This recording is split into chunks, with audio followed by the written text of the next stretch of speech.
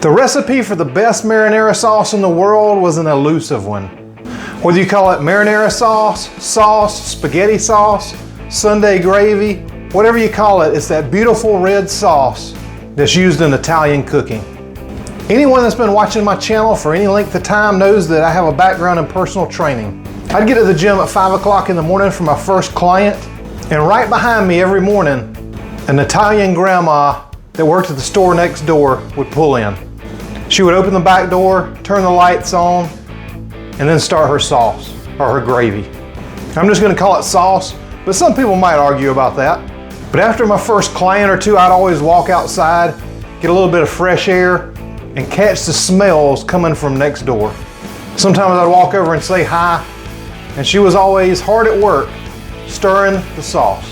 I got to be pretty good friends with the owner over the years, and he wasn't the one that made the sauce, it was his wife's mother. But I asked him one day, what's the secret to a great sauce? And he said something that surprised me. He said love. And I'd ask him questions from time to time. I wasn't really that into cooking back then. I was just starting to learn. And I'd ask him, what kind of tomatoes do you use? He's like, well, we use different tomatoes, just depending on what's on sale. We had talked over the years about different things. And over the last couple, I'd asked him about her recipe. And she's gone, so I didn't have a chance to ask her. He wouldn't give me his recipe, but he told me a few of the techniques. And so I found this recipe. I can't even remember where I got it. I've been making this sauce like this for 5-6 years now. But if anybody knows, leave me a comment down there so that I can thank whoever was responsible for this recipe. There were a couple of techniques that she used that made all the difference in the world. I've had some of the best Italian food in New York City. I've had it all over the country. And there's some great places right around me. But I never found a sauce that good. But I found a few secrets that she used that are also in this recipe, and this is what makes the perfect Italian sauce. I'm going to share the secrets that I use to make this sauce great. Some of the techniques you've probably never heard of. I know I hadn't. But 2 of them I learned from her, and then when I found this recipe, it's absolutely perfect, just the way she made it. Let's get into this marinara sauce recipe right after this.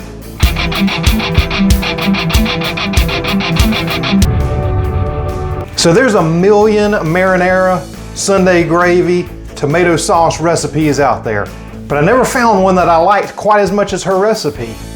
So thankfully I found this, and it's amazing.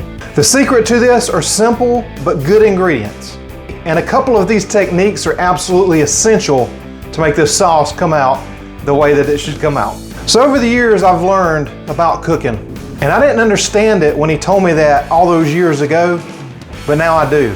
These techniques that just take a little bit longer is where the love is found. If you skip these steps, you don't have the same result. Now I don't know why that is. I feel like if you pour everything that you've got into the foods that you make for people, that love does make a difference. Didn't understand it then, I understand it now. It's the little things that make a big difference. You don't have to worry about cooking this thing for 8 or 9 hours on the stove, because one of the things I learned from her was it only needs 2.5 to 3 hours. You can buy some good sauces in the grocery store, but like this sauce, for example, is $9 a jar, so 9 quarts of that is 81 bucks. As you can see on this receipt, I'm making 9 quarts of this delicious sauce for less than $25. So you can have the best sauce that you ever had, you can keep it on a budget, but I know you don't want to hear me ramble about it. So let's just get right into how to make the world's best marinara sauce. Now here's what you're going to need for this marinara sauce. You're going to need some crushed tomatoes. You're going to need some whole peeled tomatoes. Now you're going to need multiple cans of all of them except for this. I got this one because it was $1.50 on sale. Normally I like the San Marzano. You're going to need some puree. These are all 28-ounce cans, by the way, and you'll need multiples of everything. You're going to need 12-ounce cans of tomato paste, and I like to have a couple different varieties at least of the paste. You're going to need an onion. I like the Vidalia sweet onions, but use whatever you like. And you're going to need some garlic. And you're going to want fresh for this recipe. You're going to need a really good olive oil. I love this one from Italy. It's one of the best that I've found so far, 100% Italian. But if you can't do that, just get one like this that you can find at Sam's. The most important thing when you're picking an olive oil is make sure it's from one country. This one's from Italy. It says right there on the top is a product of Italy. And then down at the bottom, they actually put in those little descriptions, you can see the letters IT. That means it comes from Italy. It'll give you your country of origin. You're going to need some basil. This is 2 ounces of basil. It's a pretty big bunch. It's about a good handful or a little more if you're growing your own. Or if you need to get a couple containers of that because you can't find that. You're going to need some sea salt. This is the salt 84. And very interesting, the 84 means it has up to 84 minerals and trace elements. When you look at Himalayan pink salt, if you get that instead of Redmond's, just make sure that the country it comes from is actually in the Himalayas. You're going to need some black pepper, either in the bottle or grind it fresh.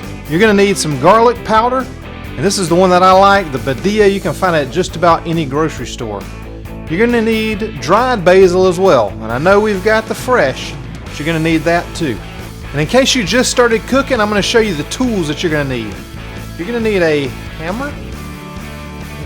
This is just a standard hammer and a drill. This is the wrong video. You're going to need kitchen tools. You're going to need this chopper. If you don't have the chopper, I use a small dice on this one. Makes it really easy. I'll put a description below. If you don't have that, you can always just use a knife and chop your onions as a small dice like that. You need a potato masher that we don't really use for potatoes anymore. We use it for the tomatoes on this one. You're going to need a wooden spoon to stir with. And you're going to need a BAP. Now you ask, what in the world is a BAP? You need a big ass pot. And this one is a 12 quart. This recipe makes 9 quarts of this sauce. I really do want to show everything on this video because some people might be cooking for the first time. So you're going to need either a stove or one of these induction burners. Just make sure if you get one of these that the bottom of your pots are magnetic. If they're not, they will not work on these cookers. So now, let me show you how I fix this onion. I'm just going to chop off both ends. And what I like to do is just quarter it. Now this is easy. The dicing part is where it gets dicey. So I just quarter this, get my chopper. I'll open it up and just put in 1/4 at a time and just bang it down. Continue with the next one. And it just makes it super easy to chop these up, and it keeps them all in one convenient spot. Because the next thing we're going to do is go in with the garlic, which also needs to be chopped really small like that. And I hate getting the garlic on my fingers, so this makes it a whole lot easier. The easiest way I've found to do this is just cut the ends off and just kind of break it apart like that until the cloves just kind of fall out. And then I've got a real easy technique that I use. It's a trick. It's not a secret, but this is the trick that I like to use. Once you've got all your garlic cloves separated like that, that little tiny one right there you can just throw out if you want to, because it's going to be almost impossible to peel. So what I'll do now is just take my chef's knife and get one of the cloves of garlic out. Now if you do it like this, you can just bang it. It's going to make it a little bit difficult because what is happening is this little woody end's holding it together. This little piece right here. If you cut that off, it's going to make it a whole lot easier when you go in and smash this. Just lay your knife, if you can catch it on there, just smash it, and it's going to come right off like that. It's a really helpful tip, I think. I'll do one more just so you can see what it looks like again. So again, just take that clove of garlic. So there's that little woody end, and sometimes if you cut it off, it'll just pull the whole clove out. You don't even have to touch the skin or peel it. So from that whole clove of garlic, that's what I've got left. I'm going to use about 3/4 of it, maybe 2/3, somewhere around in there. If you like a little more garlic, use a little more. But what you can do is just take this, load it up onto the chopper like that, and I'll put a description down below, so if you don't have one of these, you can definitely get one. If you got arthritis or something like that, it makes it really easy. But even for me with subpar knife skills, I just enjoy using it. It makes prep so much easier. So you just load everything in there, press it down, bang it, and now you've got all your onions and garlic together in one place. So here's our lineup of sauces. So we've got 1 can of the whole tomatoes, 4 cans of paste, 3 cans of puree, and 5 cans of the crushed tomatoes. Now you can mix and match these. Every tomato's got a different flavor profile, so if you'd like to, use a bunch of different ones. I kind of used what was on sale this time, so that's what I got. Take all the paste away because those are the ones we're not going to season, but we're going to season these individually by the can. So if you don't want to make this much, you can easily go down in ratios and make less. So this one's 9 cans. There's 9 cans right there. What are we going to do with them? I guess I forgot to tell you about one more tool you need. Even though you could use the hammer, I definitely recommend a can opener. It's going to make your life a lot easier getting those cans open, especially with 9 of them, plus the paste. So here's our 9 cans. They're opened up, and the combination of all these different types of tomatoes and different varieties just makes it great. First thing we're going to season it with is some salt. We're either going to use Redmond's or a pink Himalayan sea salt. Just make sure it's a good salt. But we're going to season each can individually. That way you can raise or lower the amount that you want. So we'll just add the salt in, and we'll go ahead and add it into all of them.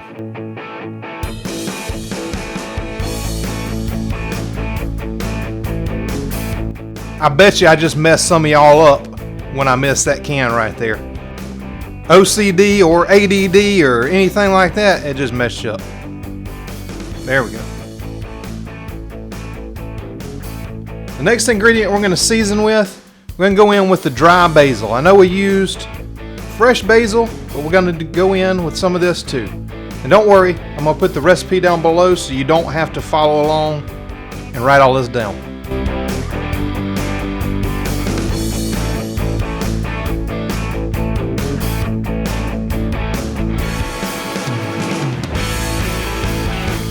So now that we've got the basil all in, the next thing we're going to do is some garlic powder. I know we've got some fresh garlic in there, but this just adds a little bit more of a different flavor to it. So we'll go in with that and add it to all the cans.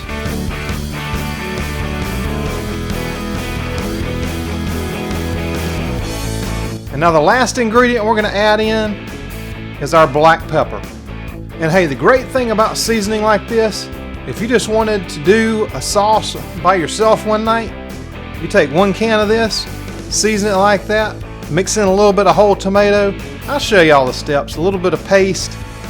You're gonna love this. So now it's time to get our BAP.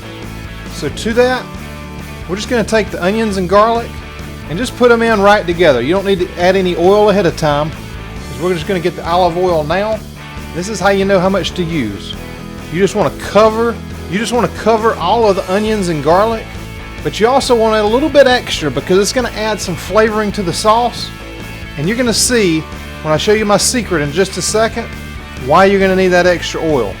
It is an essential part of this recipe. We're going to cook that down for about 15 minutes. It's going to be almost mushy by the time it's done. I don't know if you've ever struggled with tomato paste or not, but this is a little trick that I like to use. If you've got the ring at the top and at the bottom, and they look exactly the same, just like a can, then go ahead and open up the top of it. And once you get that, and make sure you fully remove it. So once you get that off, the other kind of can that this will not work on looks like this. It's rounded at the bottom like that. That's not going to work. You need it to be completely flat on the top and bottom. If it is, flip that can over after you've completely removed the top lid, and then roll this all the way around. Make sure you get that all the way off. Just take a little knife, fork, or something else and remove that lid, and then watch what we do next. Yeah, make sure you get all that paste. Just take something, this is just a little spatula that I use, and just push that top through the bottom. It's going to come out like that. Then you just got to remove the top because nobody wants that. And you've got a perfect paste, easy to remove. You're not in there with a spoon trying to get it out. And it gets just about all of it completely out of the can. Now if you like videos like this and you're not subscribed to my channel, Just hit the button right down there. It just lit up for you. And anytime I make a new video like this, you're gonna know about it. Now I gotta show you the secret that I was telling you about. You wanna cook these onions down for 15 to 20 minutes till they're mushy. And then what we're gonna do is fry this tomato paste. This is one of the secrets I was talking about. This is what's gonna make it different than anything that you've ever had. It gives a depth of flavor like no other. You just gotta stir it up. What you wanna do is combine it with all those onions and garlic. And then if there's not enough oil in the bottom, you can heat it back up. But if you did it the way that I showed you to, you should have plenty of oil in there to fry this. So we're just gonna continue to mix it. I'm gonna give you some nice mixing music for this and just fry this thing down proper.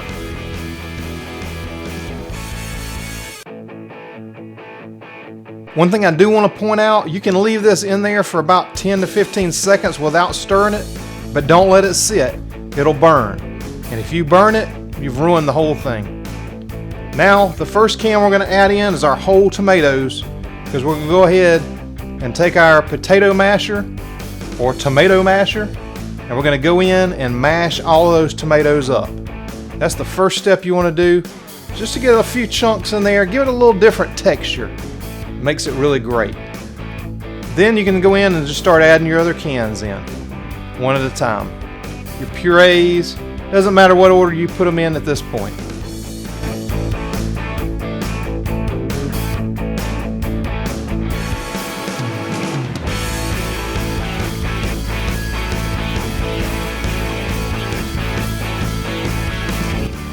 Now normally you just throw all those cans away, right? Well, don't do it. There's plenty of tomato left in there. I'm going to clean those out. I'm going to show you how to do that after I stir this up. It's very important because all that paste has been sitting on the bottom, frying, cooking down. So you want to make sure you get that really, really well incorporated so it doesn't burn. I'm going to go to the sink now and just get a tiny stream of water, just like that. I'm going to go in and rinse this around. Then I'm going to set it aside and I'm going to get my next can. So I'll take my next can, do the same thing with it. Give it a little rinse and we'll add it into the first can, and so on and so forth until you're done. Now once you've got all those combined into one can, you take all that water and tomato and go right into your pot with it. And then if you want to add more later, that would be fine. You know, if you want a little bit thinner sauce. But right now, cook it down the way it is. Add water at the end if you think you need it. That's just a little bit extra tomatoes, and look how clean. Here's the secret, guys. This is the second secret, baking soda. If you've ever had a problem with acid reflux, indigestion, or anything like that after eating tomato sauce, this completely cures it. We're going to add it into a little bit of water in that can, dump it right into the pot with that beautiful marinara sauce. And we're going to stir it up and watch what happens. Just like a science experiment, this thing will start bubbling, and that's that baking soda neutralizing the acid in there. And so you can see all the bubbles. And what you got to do is keep stirring this. So I hope you got some strong arms on you. If not, you're going to have them after this. You got to continue stirring and continue stirring and continue stirring until all the bubbles are gone. Once it stops bubbling, then you can move on to the next step. It even changes the color a little bit, but it definitely neutralizes all that acid. You will not have to worry about any kind of indigestion. Now if you're on keto, you probably don't have to worry about it anyway. I can eat this stuff just like a bowl of tomato soup if I wanted to, but if you're not keto or low carb and you have problems with that and you don't want to get up in the middle of the night with that burning in your throat, and believe me guys, I know all about it. I used to take every medication you could have, Prevacid, Prilosec, Tums, you name it, I took it. But you won't have to do it if you use this baking soda trick, and that's the secret. It also gives it a nice sweet flavor without having to add in any sugar. Because if you've ever seen the ones in the grocery store, just about all of them, other than the Rayos that I showed you, or some of the traditional Italian ones, they all add sugar into them, and you just don't want that. There's no need to add extra sugar when you can get all the sweetness out of the tomatoes by just using this baking soda. Once all the bubbles have stopped, that acid is neutralized, and we're going to take our basil and put in most of it. We're gonna save some for the end, just about that much, just for a little extra flavor at the end. And I forgot to take the stems out, so I'm gonna do that now and just drop those leaves in like that. You don't want the stems in there, but you also don't have to chop it up because it's gonna cook down in the sauce and you will not have to worry about tearing it up, cutting it into pieces or anything. Look how beautiful that looks against that tomato sauce, that marinara, that gravy, whatever you want to call it. You can just call it delicious because that's what it is. I'll show you the next step. So we're just going to stir it up really well, make sure you get all that basil incorporated in there, and then we're going to put a lid on it. We're going to cook it with the lid on. I know you may have seen some people cook sauces without a lid, but having the lid on there is essential for this. And we're just going to put it on, and then just set your timer. You're going to want to check on this every 7 or 8 minutes and give it a good stir.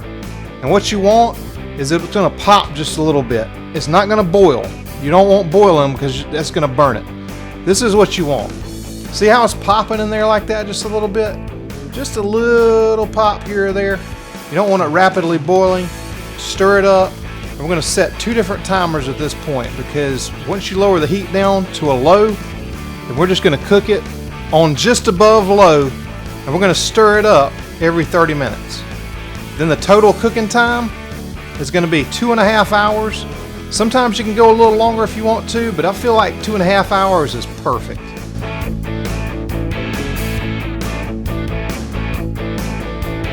Make sure you put the lid back on it because you don't want that evaporation. But after 2.5 hours, this is what it looks like. It is absolutely a beautiful sauce. And then don't forget, you've saved a little bit of that basil. This is when we want to go in with it just for some beautiful color. And you can make all kind of things with this. You can do lasagnas, you can do manicottis, you can do just simple spaghetti sauce. I freeze this. It makes 9 quarts. I'll use a bag tonight, and I'm going to freeze the other 8 bags, and it stays great in the freezer, but I have a feeling it won't last long. One of the best things you can make with my sauce is right here. So just click on that video, watch that one next. I hope you enjoy this sauce, and I hope your quest for the perfect marinara sauce is over. Thanks so much for watching, and I'll see you on the next video.